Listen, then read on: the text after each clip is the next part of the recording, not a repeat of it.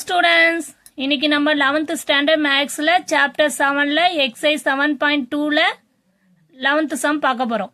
So that a square plus x square ab ac ab b square plus x square bc ac bc c square plus x square இந்த determine value வந்து நம்ம simplify பண்ணா அந்த term வந்து ஃபைனலா ஒரு term வந்து டெஃபினட்டா divisible by 4 ஆல டிவைட் ஆகும்ன்றாங்க. ஓகேவா? சாரிமா 4 கிடையாது, x பவர் 4 ஆல டிவைட் ஆகும்ன்றாங்க. Is divisible by x power 4.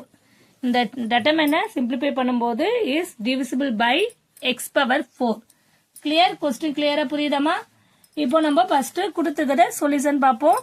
கொடுத்துக்க value எடுத்து எழுதும். Determine value a square plus x square ab ac ab b square plus x square bc AC BC C square plus X square. ஓகேவா? இந்த question எதுக்கும் இதை நம்ம முதல்ல ABC R1ல இருந்து R2ல இருந்து R3ல இருந்து ABC வெளியே எடுத்துக்கிறோம். Okay, taking from R1 taking A, B, C from எதுல இருந்து ஒன்னுலயும் R1 R2 அண்ட் R3ல இருந்து வெளியே எடுக்கிறோம். ஓகேவா?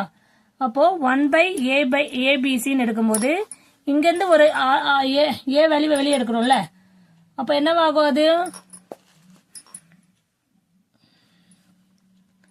ஒரு வேல்யூ a ஸ்கொயர் பை ஏன்னு போடும்போது இது கேன்சல் ஆச்சா இங்க ஒரு a தான் இருக்கும் பிளஸ் எக்ஸ் ஸ்கொயர். இப்ப பாருங்க, இந்த ஏபிசி வெளியேத்தனா இப்ப டிவைட் பண்ணும்போது இங்க பாருங்க, இதுல வந்து இப்போ a ஸ்கொயர் இருக்கா, இங்க டிவைட் பை ஏபிசி ஏவால டிவைட் பண்ணும்போது a மட்டும் தான் இருக்கும், இங்க டிவைட் பண்ணும்போது b மட்டும் தான் இருக்கும், இங்க டிவைட் பண்ணும்போது c மட்டும் தான் இருக்கும். அதே மாதிரி செகண்ட் டேர்ம்ல a இருக்கும், b plus x square by சாரிமா இங்க a வரும், இங்க b வரும், இங்க நம்மளுக்கு c மட்டும் தான் இருக்கும்.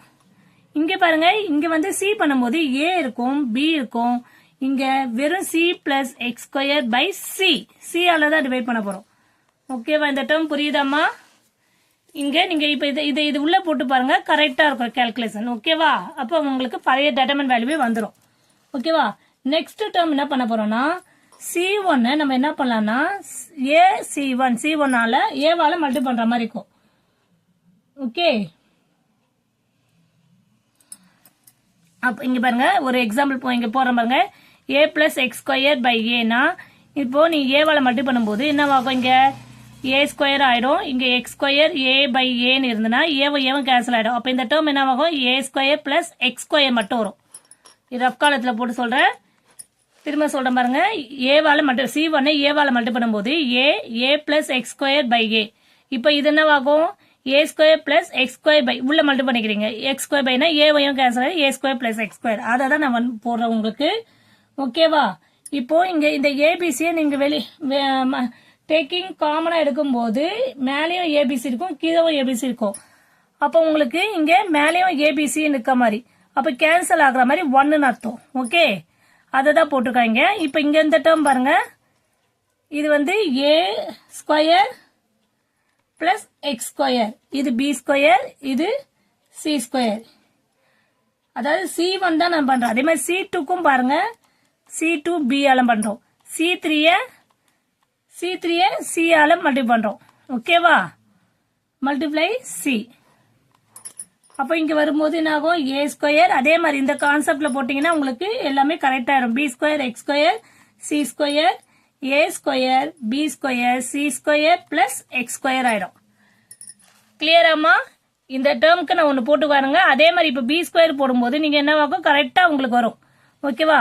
b ஆல பண்ணும். காலம் 1க்கு ஃபுல்லா a, காலம் 2க்கு b, காலம் 3க்கு c ஆல மல்டி பண்ற மாதிரி இருக்கும். அப்போ கேன்சல் பண்ணி வேல்யூ வந்துடும். இங்க ஒன்னு ரஃப் காலம் போட்டா கரெக்டா இருக்கும். ஓகேவா? இப்போ அதே மாதிரி போட்டாச்சு. நெக்ஸ்ட் என்ன பண்ணா ரெடியூஸ் செய்யலாம். ரெடியூஸ் பண்ணும்போது என்ன பண்ணா R1 எப்படி எழுதலாம்? R1ஓட R2 சப்ராக்ட் பண்ணும். அதே மாதிரி R2 என்ன பண்ணலாம்னா R2 R2 மைனஸ் R3 போடலாம். ஓகேவா?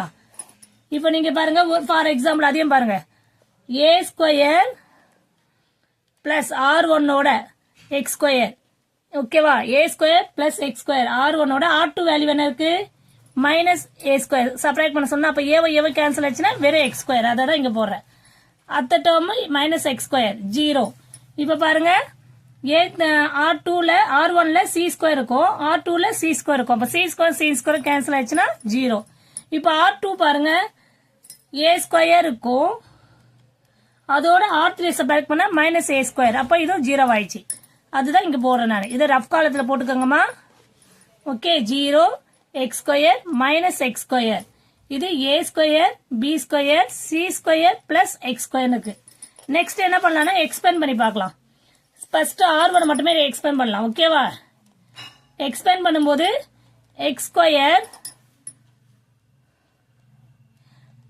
மைனர் போடலன்னா போடலாம், இல்ல டைரக்டாவே கூட போட்டுக்கலாம். நான் டைரக்டாவே போடுறோமா? Okay, x square c square plus x power 4 plus x square b square. Okay, plus இது ஆல்ரெடி ஒரு மைனஸ் இருக்கு, இங்க செகண்ட் டேர்ம் வரும்போது பிளஸ் எக்ஸ் ஸ்கொயர் ஆயுது, பிளஸ் எக்ஸ் ஸ்கொயர், இது இல்லமா பிளஸ் எக்ஸ் ஸ்கொயர். இங்க வந்து பாருங்க, இது பண்ணும்போது 0 இன்ட்டு இது 0 ஆயிடும். இதை பண்ணும்போது plus x square a square ஆயுது. தேர்ட் டேர்ம் 0 ஆயுது, அதை விட்டுருங்க, அதை அப்படியே விட்டுலாம். இப்போ என்ன பண்ணலாம், x square c square plus கிளியரா எடுத்துமா x power 4 x square b square plus x square a square x square இருக்கு. இப்ப இங்க இருந்து ஒரு எக்ஸ் ஸ்கொயர் ஆல்ரெடி ஒரு எக்ஸ் ஸ்கொயர் இருக்கும், அதோட ஒரு எக்ஸ் ஸ்கொயர் காமன் எடுத்தா சி ஸ்கொயர், இது வெறும் எக்ஸ் ஸ்கொயர் ஆயிடும், இது வெறும் பி ஸ்கொயர் ஆயிடும். இங்கேயும் ஒரு எக்ஸ் ஸ்கொயர் இருக்கு, ஏ ஸ்கொயர் எக்ஸ் ஸ்கொயர் இருக்கு. ஓகேவா? கிளியர்? இப்ப நெக்ஸ்ட் என்ன பண்ணலாம்னா X square into X square X power 4 ஆயிடும். ஓகே, இப்போ இந்த ரெண்டு டேர்ம்ல இருந்து X power 4 X power X square ஆயிடுது. இங்கே இதை மல்டிப்ளை பண்ணி பாருங்க, இல்லைன்னா இது அடுத்த ஸ்டெப்ல கூட போடலாம். என்ன ஆகும், C square plus x square plus B square, இது ரெண்டுத்து உள்ள மல்டிப்ளை பண்ணா எக்ஸ் பவர் 4 ஏ ஸ்கொயர் ஆயிடுது. இப்ப இதுல இருந்து நம்ம எக்ஸ் பவர் 4 காமன் எடுத்துக்கலாமா? காமன் எடுத்துனா c square plus x square plus B square plus a square. ஏன்னா நம்ம இதுல இருந்து எக்ஸ் பவர் 4 இங்க இருந்து ரெண்டுத்துமே காமனா தான் இது ஆயிடும். இப்ப பாருங்க, இந்த டேர்ம் பாருங்க, எக்ஸ் பவர் 4 காமனா வெளியேற்றாச்சு. அப்போ இந்த c square plus x square plus a square எந்த டேர்மா இருக்கட்டும், அப்போ நம்ம ஏதாவது ஒரு நம்பர் எக்ஸ் பவர் காமனா வெளியே இருக்கும் போது டெஃபினட்டா அது is divisible by x power 4 ஆல டிவைட் ஆகும். இஸ் பேசிக் மேக்ஸ்ல. ஓகேவா? therefore it is divisible by 4. Clear? இங்க பாருங்கம்மா, திரும்ப சொல்றேன், எக்ஸ் ஸ்கொயர்மா ஃபர்ஸ்ட் டேர்ம். அப்போ இதுல இருந்து இந்த டேர்ம் அப்படியே எழுதிட்டு இதை வந்து உள்ள மல்டிப்ளை பண்ணா நான் இது லாஸ்டா எக்ஸ் பவர் 4 போட்டுருக்கேன். இங்க ஆல்ரெடி ஒரு எக்ஸ் ஸ்கொயர் இருக்கும், இன்னொரு எக்ஸ் ஸ்கொயர் எடுக்கும்போது இது எக்ஸ் பவர் 4 ஆயிடுச்சு. இங்கே எக்ஸ் பவர் 4 இங்கே எக்ஸ் பவர் காமனா இருக்கும்போது c square plus x square plus B square plus a square. therefore it is divisible by 4. ஏன்னா எக்ஸ் பவர் 4 இருக்கு ஆல்ரெடி. அப்ப எக்ஸ் பவர் 4 ஆல நீ டிவைட் பண்ணும்போது இது உனக்கு டெஃபினட்டா எக்ஸ் பவர் 4 ஆல டிவைட் ஆகும். கிளியர்? Thank you students.